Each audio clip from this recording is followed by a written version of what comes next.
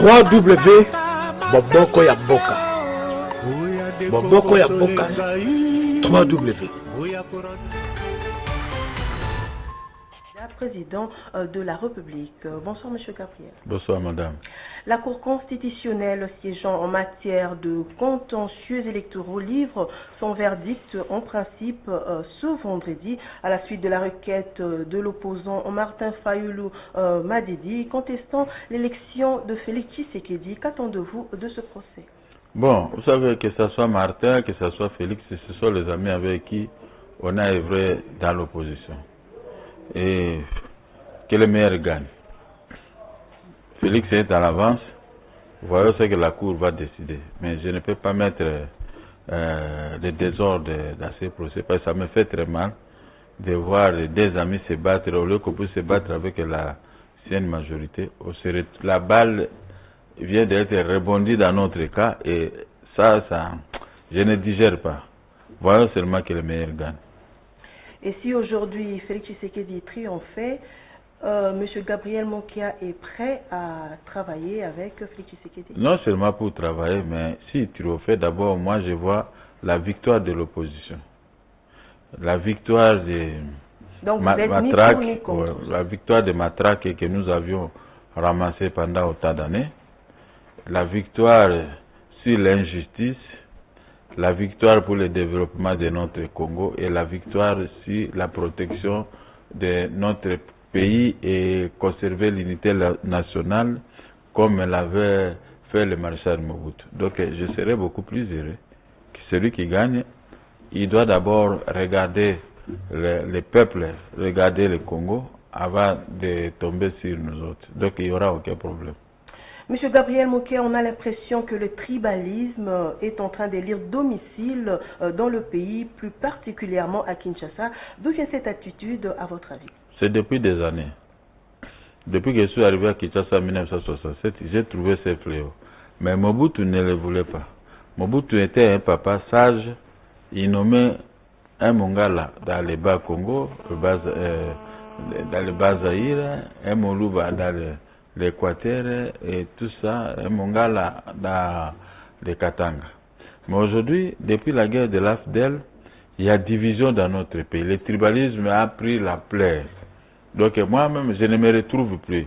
Vous savez, dans les institutions aujourd'hui, quand quelqu'un est des Swahili, vous trouverez même les hôtesses et autres, toutes sont que des membres des tribalos pour compliquer la vie aux autres.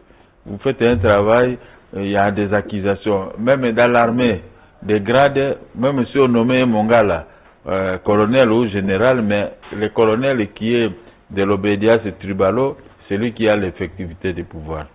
C'est pourquoi dans mon programme, mon projet, j'aurais voulu éradiquer ces fléaux. Selon vous, qu'est-ce qu'il faut faire pour éliminer ce fléau? Bon, si Félix y passait ou si Martin passait, c'est à partir du moment là, moi je vais le dire. Parce que tous ces tribalos ne me supportent pas. Moi aussi je les supporte. Celui qui va s'hasarder à ramener le tribalisme dans notre pays, celui-là il va me trouver.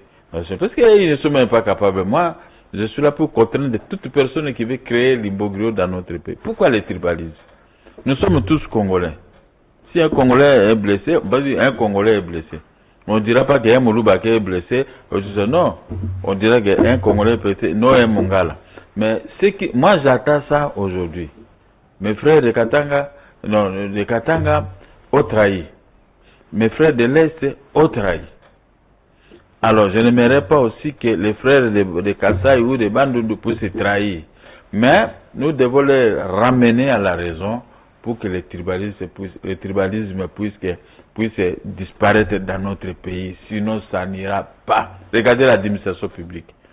Quand il y a un examen à faire, on montre qu'il y a tel clan ou tel ceci pour gagner, pour battre les autres. Mais moi, mon cas, quand vous voyez dans le sentir de mon parti politique, vous trouverez tout le monde. Si vous êtes Moulouba, vous êtes à l'aise. Vous êtes les bandes, vous êtes Mongala, vous êtes. Donc, il n'y a rien. Je ne connais même pas les gens avec qui je travaille.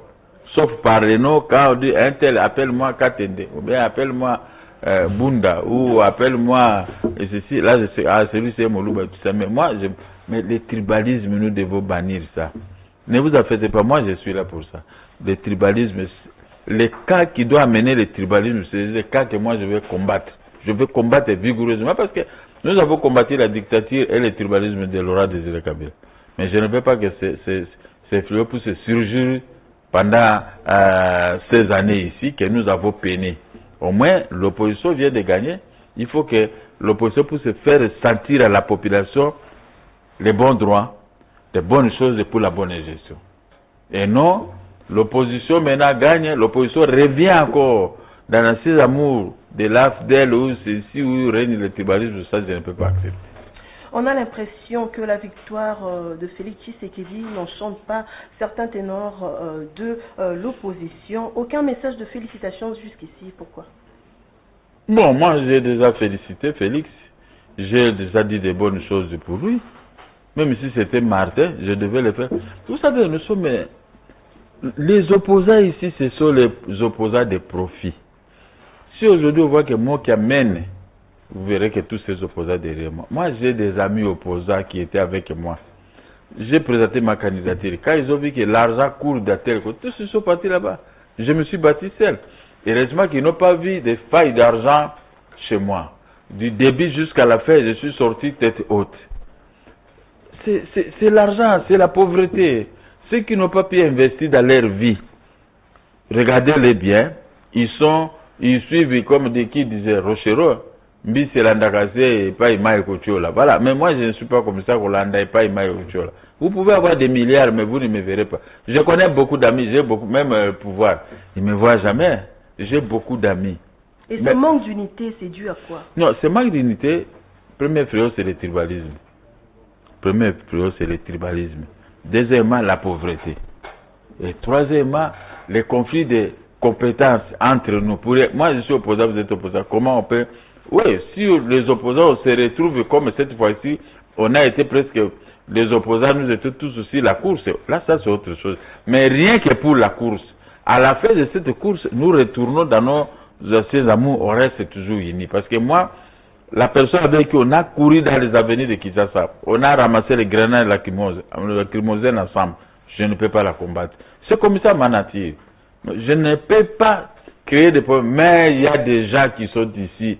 C'est pourquoi, quand les enfants de ton frère ou de ta sœur étudient, faites un effort pour que les vôtres aussi puissent étudier. Parce qu'à la longue, ça va créer la jalousie. C'est ça. Quand on était jeunes, moi, je me suis lancé dans le commerce des cafés, cacao, caoutchouc et autres, et agences maritimes. Les amis, je sais que les femmes, les boissons et autres. Mais aujourd'hui, pendant cette période de l'arrivée de l'AFDEL, il a fallu que chacun puisse récolter les fruits de ce qu'il avait investi pendant sa jeunesse. Mais, hélas, comme il dépassait l'argent dans des boîtes de nuit, ça crée maintenant la jalousie. Moi-même, on m'a accusé partout par les amis. On dit non, l'histoire c'est pour Baramoto. L'histoire c'est pour Manda Mobutu. Tout ça. Après vérification, l'AFDEL a conclu que tout ce qu'on a toujours accusé, mais c'est moi qui a, c'était du mensonge. Je dis, on m'a laissé tranquille. Voilà, donc il faut se préparer dans la vie si vous voulez faire telle carrière. Oui, c'est la même chose. Vous voulez être journaliste. Vous ne pouvez pas vous faire autoproclamer journaliste. Il y a une école qui forme les journalistes. C'est la même chose. Mais vous n'avez pas été formé dans une école. Vous venez dans le micro, de crier, et tout ça. Il n'y a pas de logique. Je vois même certains soi-disant collègues, vos collègues ou conseillers, entre guillemets, qui n'ont pas été sur les bancs de l'école. Mais ils sont des journalistes, l'école qui forme les journalistes. Mais regardez un peu leur comportement. Ils sont venus détruire votre métier. Ils sont vraiment... Voilà, c'est ça. C'est ça les nœuds des problèmes. Il faut qu'on puisse trouver une solution. Monsieur Gabriel Mokia, quel devrait être le vrai défi du nouveau président pour le Congolais? Non, moi je l'ai dit, pour montrer aux Congolais que je suis venu travailler. Moi, Félix, ou moi, Fayoulou, qui commence d'abord à Mbeli. Je l'ai dit la fois parce qu'Ambeli, l'avenue du commerce, l'avenue du marché, quelques avenues de Saterville. Comme ça, les gens, non, il a commencé le travail. Faire de belles routes. Parce que tous, ils vivent à l'étranger. Hein. Félix, je ne le vois pas faire une année au Congo. Il faisait toujours, il restait toujours, son père l'avait gazé quelque part à l'étranger. Mais maintenant, ils sont ici au Congo. Comment ils sentent les avenirs de la capitale? Comment ils voient l'électricité? Moi, j'étais au bon marché dans mon bureau pour travailler. J'ai préféré fuir parce que Dès que je suis arrivé, le courrier est parti, je suis allé travailler maintenant sur l'avenir du haut commandement dans notre quartier général. Comment, je vais commencer, quand il n'y a pas de courrier, si je fouille, je vais dans maintenant il y a quoi un autre troisième bureau, je vais chercher le troisième bureau parce que s'il n'y a pas de courrier, je vais travailler. Est-ce que c'est catholique? C'est pas catholique. Donc, le nouveau président, je dis bien le nouveau président, il va avoir le salaire de la population. Parce que le gouvernement sortant paye 125 000 francs. 125, si vous faites le calcul, ça peut faire $80. Ce n'est pas possible, même pour vous, journalistes, pour payer les loyers, c'était impossible. Et il doit avoir le problème de l'électricité. Il doit avoir maintenant les problèmes des affaires, des avrils.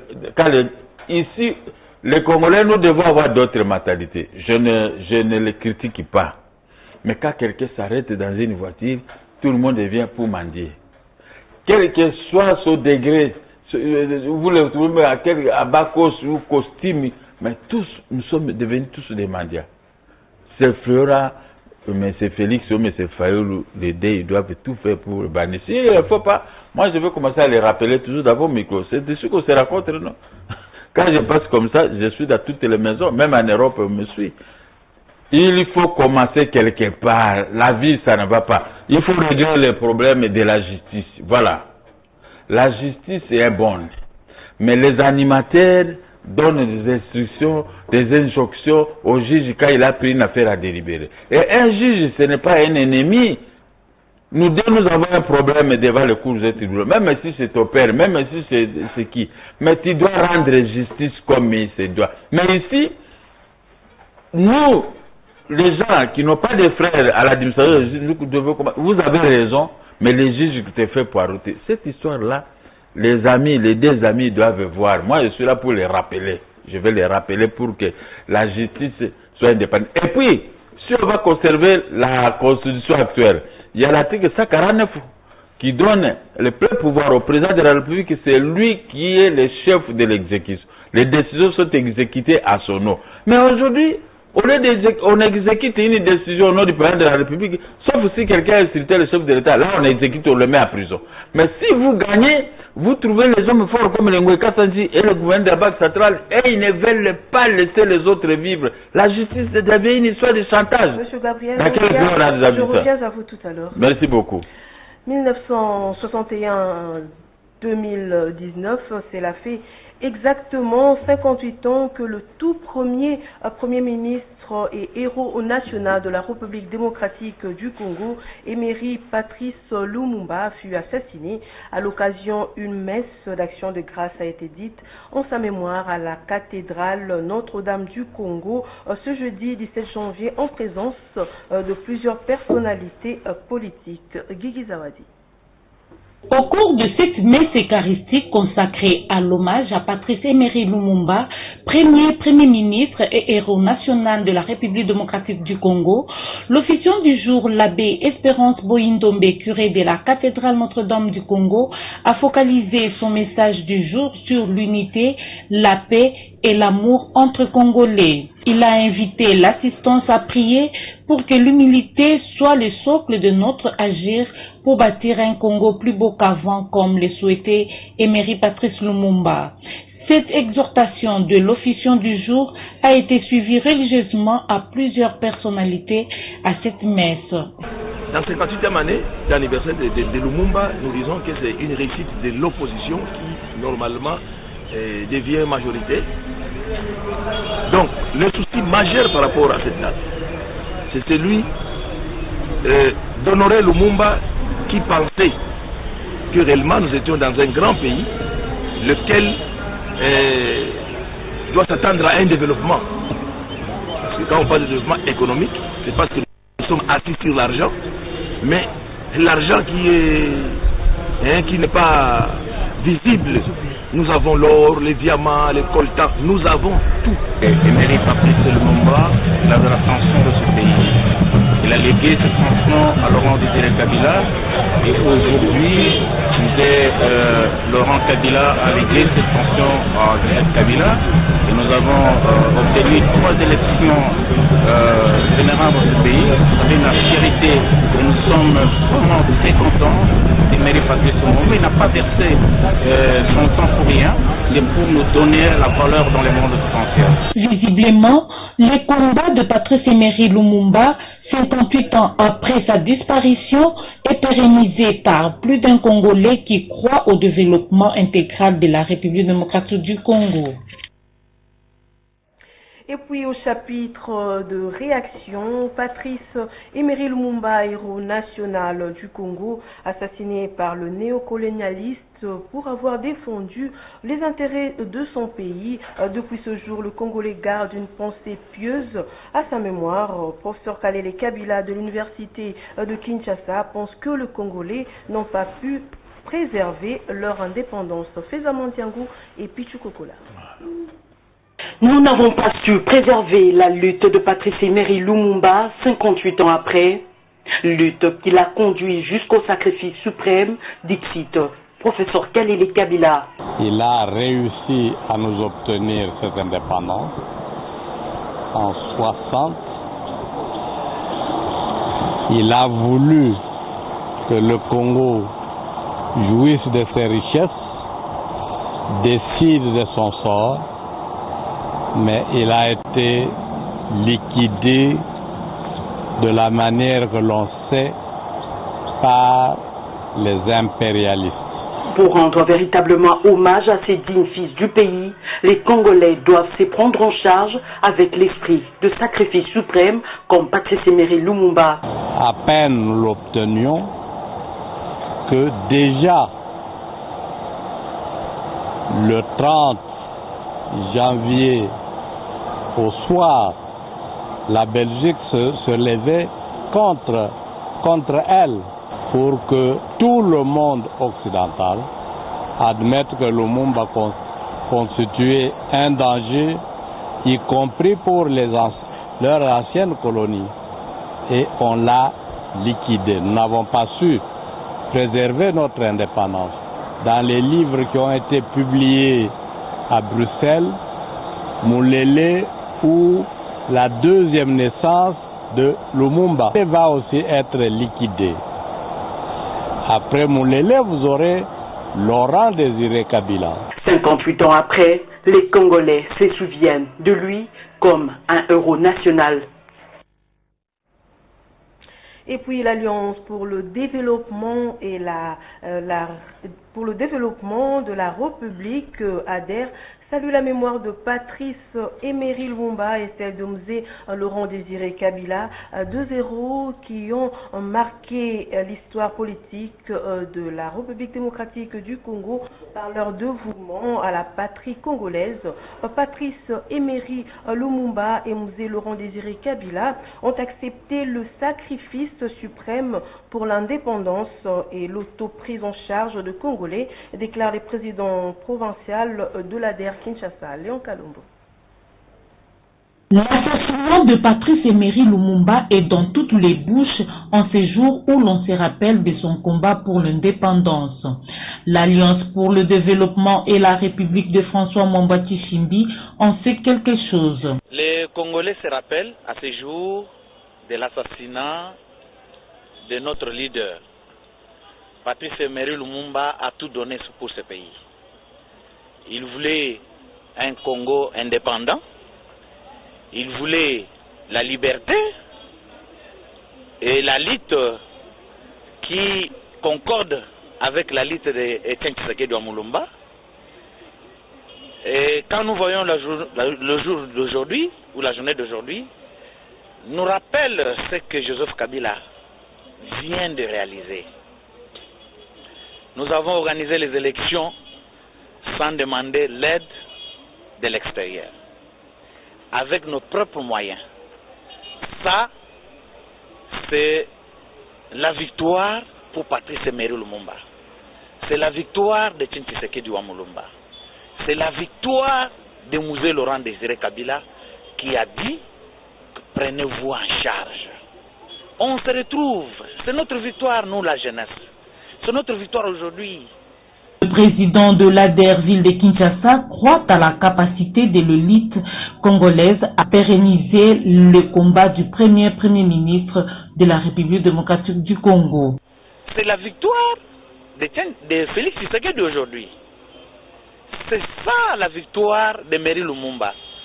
Parce qu'il voulait que les Congolais se prennent en charge. Il voulait que les Congolais dirigent ce pays sans interférence des Occidentaux ou de l'homme blanc.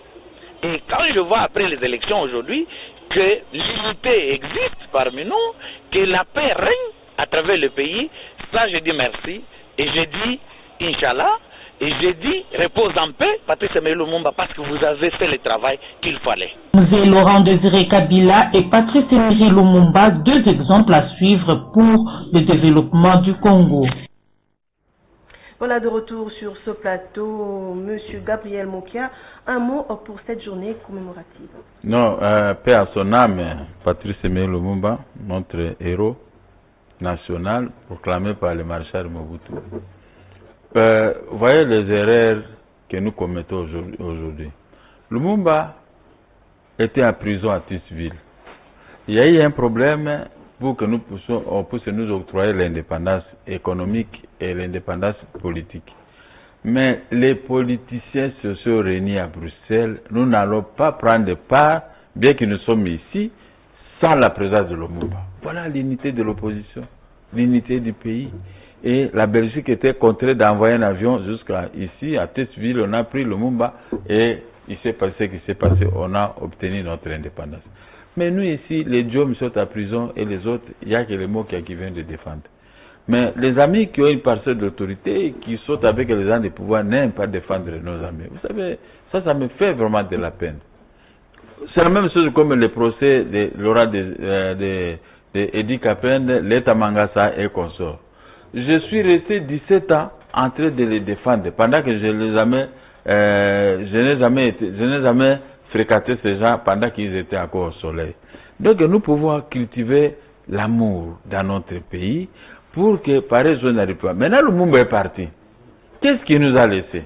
Il nous a laissé avec les Kachamura, avec les Adoula, avec les Bomboko et tout ça, l'indépendance économique, l'indépendance politique et la vraie indépendance. Mais aujourd'hui, les petits pays qui viennent déplacer nos bornes, les bornes héritées de la colonisation, les Congolais nous gardent. Les gens viennent récupérer notre territoire, nos chefferies et tout ça.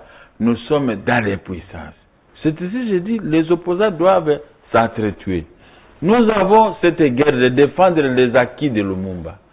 Si c'est moi qu'on avait fait confiance, à une journée, je pouvais récupérer le tout. Tous ces petits pays voisins ne peuvent pas se mesurer avec moi parce que j'ai une force de 80 millions de Congolaises et Congolais que je vais recruter même 2 millions de Congolais dans l'armée pour défendre les acquis de Lumumba, les acquis de 1960. Voilà, Lumumba est parti. Les mêmes effets de l'avant-indépendance sont revenus encore à vogue.